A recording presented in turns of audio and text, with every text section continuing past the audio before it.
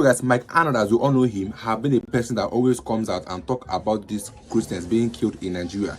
He has been hammering on this issue of Christian genocide in Nigeria. He has been calling on Trump that he should come and end this insecurity happening in Nigeria, that our government are complicit, that they are not even ready to fight this security. Now again, here says that Mike Arnold urges the US government to investigate the Sultan of Sokoto as a terrorist sponsor. So now he's calling on the government of the US that they should come and investigate the Sultan of Sokoto that as a terrorist sponsor. Here also said that breaking, McArnold testifies before the US Congressional Committee on the composite issues of Christian persecution, Biafra, and by extension, nnamdi kanu. So you watch these videos, guys. Let me get your views in the comment section. But I think it's actually a shameful thing that is now a US congressman that are now calling on and are trying to solve the issue of our own country, whereas our government are only focused on how they will secure the next election, even without having anything to show that these 4 years that they did something. They did not have even one thing to show us that they achieved in these 4 years, but now they are all focused on how they can win the next election. Just watch the video, guys. Don't forget to subscribe and leave a comment and a like. I'll see you guys in my next video. This family company, which currently profits from multi-billion-dollar no-bid contracts issued by the Tinubu administration, issued to his business partner. He sells the heavy equipment to build the no-bid billion-dollar, $13 billion in projects. This is Trump's senior advisor. He's also Tiffany Trump's father-in-law. Examples of ongoing failures and impunity. Ngoshe, Borno State, wiped out in the Gwoza massacre of 2014. The government recently assured refugees in Cameroon it was safe for them to return, paid them to return. Within weeks, on March 3rd, Boko Haram slaughtered dozens, more than 300 abducted into slavery, including the wife and daughter of a friend of mine. The military was largely AWOL. The attacks continue there. Deborah Samuel Yakubu, 2022, college student. After finals, she posted on WhatsApp, "Jesus is the greatest. He helped me pass my exams." The next day on campus, as professors and police watched, she was beaten, stoned, tires heaped on her, and burned alive, while students filmed selfies in front of the flames celebrating. The deputy imam of the National Mosque, who performed President Buhari's daughter's wedding, publicly justified the killing within 24 hours on his own Twitter account. No one was punished. Nnamdi Kanu, British Nigerian broadcaster from London, illegally abducted from Kenya, tried under a defunct law, now serving life in Sokoto prison for words spoken in Great Britain. Meanwhile, the northern imam just recently offered a 1 million naira bounty for the head of a pastor, then doubled it to taunt his critics. No charges, no condemnation from officials. I've been corresponding with the guy. He helped him get to a safe house, but he and his family are in danger and they need help. The Nigerian government goes to great expense to rehabilitate the killers, while millions of innocent displaced victims are denied, neglected, and dying. The narrative war. The farmer herder and climate change framing started in the Obama State Department. The original reference document was written by a career Sharia propagandist hired by George Soros. At least $10 million confirmed U.S. lobbying contracts are now running. Former Trump administration officials, Nigerian government lobbyists, northern imams, foreign agents, conflicted advisors, and now even Russian state television are among those working to shield this regime from accountability. The real narrative is this: Nigeria is in the throes of an Islamic conquest. Since 2009, they have slaughtered as many as 125,000 Christians and 60,000 Muslims. This is not simply religious freedom issue. This is national and global security. The emergency, as many as 10 to 12 million, mostly youth, are now displaced. 50-60% chance of radicalization by 2030 without intervention. Most are denied by the government, who call them beggars and criminals. Without intervention, this could yield 5 to 6 million more jihadists over the next 5 to 6 years. Intervention is not hard. The international community has the money and the mandate to help if the displaced are simply recognized. In 2015, the UNHCR documented multiple displacement camps in Abuja. Today, they deny those camps exist. I have run schools in those same camps since 2020. They do exist. I affirm the cycle of violence is not inborn or inevitable. A lot of Americans write it off. Oh, that's just what they do. Yes, the children who saw their parents hacked to death often come to our schools wanting to go back and get revenge. But I can tell you, with an education, they gain character, hope, and vision, and they want to go back to rebuild.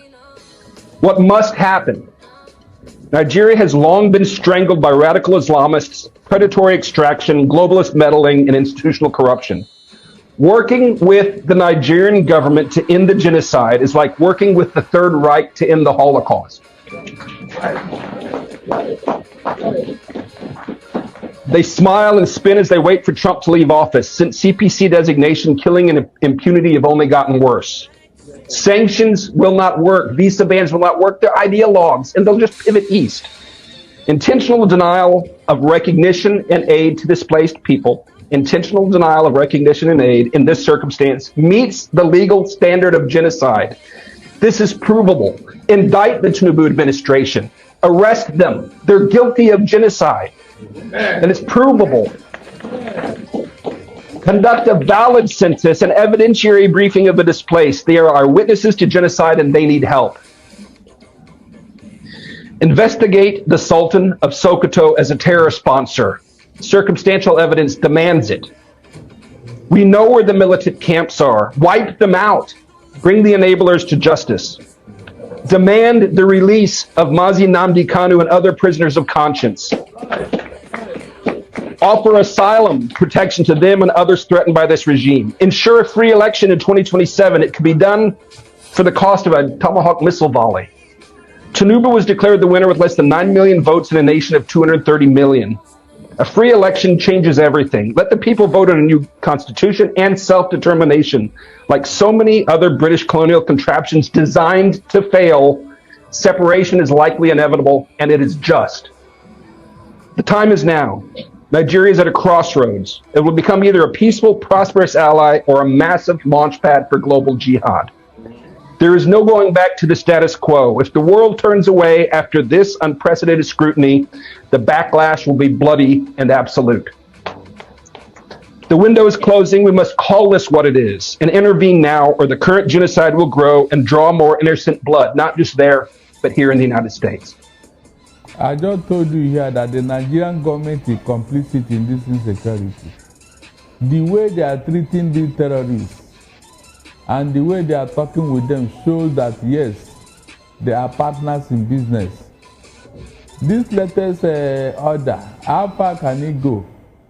The previous order, what effort, what did it bring to us? I can bet my last couple that the people doing all this in Niger State are the same people that kidnapped those Catholic students and later released them. They are the same group of people within that vicinity, that Niger State. They are the same people operating. So if you do not take them down the first time, you do not take them down the second time, you do not even take them down the third time. Is it this one now that you are going to, what are you going to do now that you have not done before? You can produce your ID or import well, we are brought the other previous one, what did you do? That's the question. These are just for the optics. It's not as if anybody is going to do anything. The bandits and terrorists are acting with impunity because they know that, yes, they have support somewhere. That's why they are not bothered. It is unfortunate that a region that is lacking behind in education is suffering this type of menace, and they are treating it with kid gloves. If you want to open schools in areas that are not under attack, of what use is it? Are they not supposed to be following a syllabus? So the syllabus will be running in another part of the state, while in the other one they are at home. Let them stop this thing, for God's sake. It is stoppable. This insecurity, it is stoppable, for God's sake. If they can bring the sincerity of purpose, I don't see how terrorists can defeat the whole Nigeria. But because of insecurity, the very people who claim that they are fighting insecurity are the ones helping the terrorists, are the ones in bed with them, are the ones collaborating with them. They are the ones, giving them all the privileges that they want. So how can you say you are fighting insecurity? When you are giving them money for every kidnap, Why wouldn't they continue to fester? In Niger State alone, between last week and now, is over 3, adoptions. 3. And then killings. So how can you tell me that people are serious over this matter? They have reduced Nigeria to nothing. In fact, Nigeria is worthless from the look of things, where terrorists are now dictating to government what they want and what they do not want. And government officials are pampering them,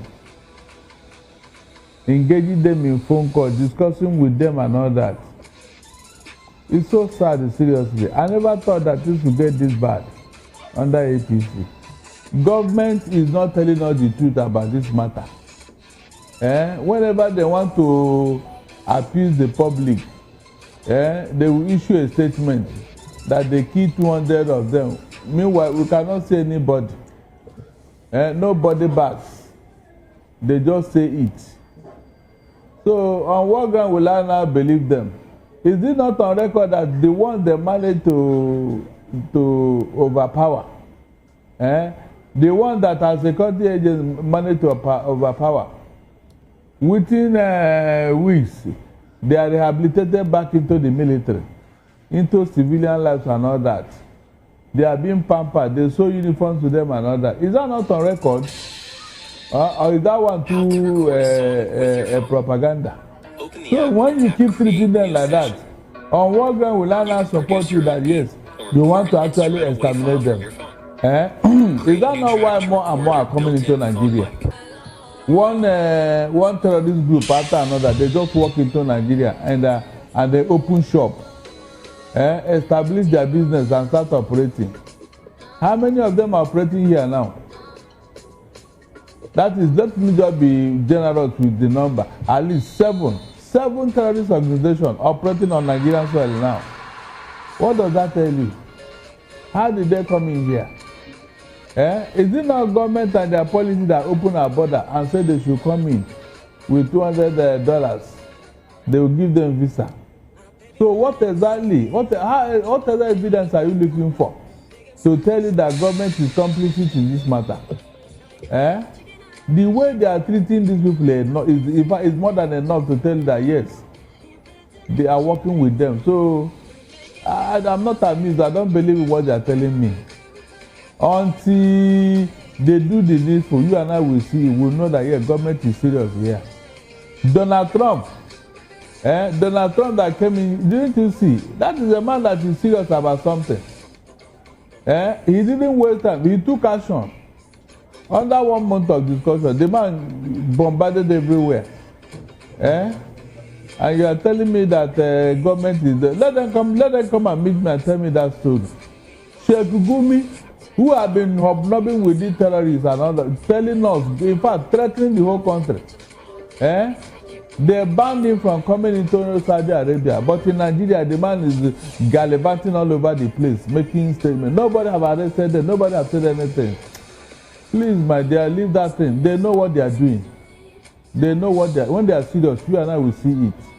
The metaphor for this insecurity is Plateau and Benue, where foreign terrorists entered Nigeria, took parts of Benue and Plateau, sacked the villagers, and sent them into IDP camp, and they occupied those villages. They renamed it, and they are living in people's homes, ancestral home, as I talk to you now. Is that one false? Is it true or false? Tell me. Is it true or false? These are the people you swore to protect when you are taking your oath of office. Foreign terrorists, they came in here, took part of Nigeria and established their presence there. And you, the government, you don't even bother. You are not even, they have been there. It's getting to 10 years now. These people have been there. In another person's house. What kind of arrogance and impunity is that? And you call yourself a government, Abi? So you want to tell me that government is not aware? The Arnold, Michael Arnold, that American man that came here, he said he saw over 600,000 people in those IDP camps. Nigerian citizens. This is Benue that's supposed to be the food basket of Nigeria. Then the real farmers are in IDP camp. How do they farm? And then foreign terrorists, foreign. How to record a song because these people are not from Nigeria. If they are from Nigeria, they will not take over another person's home when their own house is there. You can produce your own beat or implement That action alone will tell you that they are not from here. Create a new track to record. And you are telling me that government is what? Government is doing what? So they have not seen those people, Abi. They have not heard, Abi. What are those Benue people doing in IDP camp? Is that their home? Tell me, is that their home, IDP camp, in your own country? Because even Sheikh Gumi have come out publicly to say that the government knows those that are sponsoring terrorists. He said the government even knows the terrorists themselves. That when he goes to the bush to visit them, that he goes with some of these our military men. That means they all know who are the terrorists. But the question is, why are they not fighting them? But they will send soldiers to go there and go and buy. Why are they not fighting these terrorists? Our government knows where they live. Our government knows their name. This was what Sheikh Gumi said, and we all know Sheikh Gumi have come out publicly to say that these terrorists cannot go, that they are not going anywhere. That rather we should learn how to live with them. Our NSE have come out to say that they are our brothers. Our defense minister have called them prodigal sons. You will see that all those that are meant to protect Nigerians are all protecting the Fulanis. Tell me why you should arrest a Nigerian that has a gun, but you not arrest a Fulani that has a gun. That means in Nigeria, Fulani are licensed to carry gun, whereas the normal Nigerians are not allowed to carry gun. And let's not forget that these terrorists were imported in 2015. Let's not forget that these terrorists that means they are foreigners and they want to take over Nigeria. They were imported to win the last election, to win the election of 2015 against Goodluck Jonathan. We all saw that it trended at them that there was a hell that said that this current government, that the APC government were the one that imported these people from Mali, Sierra Leone to win election. Ever since then, they refuse to go back, and now they're trying to take over the country. Then the question is, why is this current government not trying to fight them, but rather they are protecting and quoting them? What are they hiding? Where shall everything I know in this life, that everything must be exposed, nothing is hidden under the sun? Because why they are protecting these people? For me, I think they are planning to use them again in the next election, seeing the fact that every Nigerian have abandoned APC. Everybody is going towards Kwankwaso and P2B, even the North. A video I posted today was where the Northerners were praising P2B, begging him that he should please do everything possible to become our next president. This is the level to tell that Nigerians have had it enough of APC. So guys, let me get your views in the comment section. I'll be guys in my next video. Don't forget to leave a like and subscribe. I'll see you guys in my next video.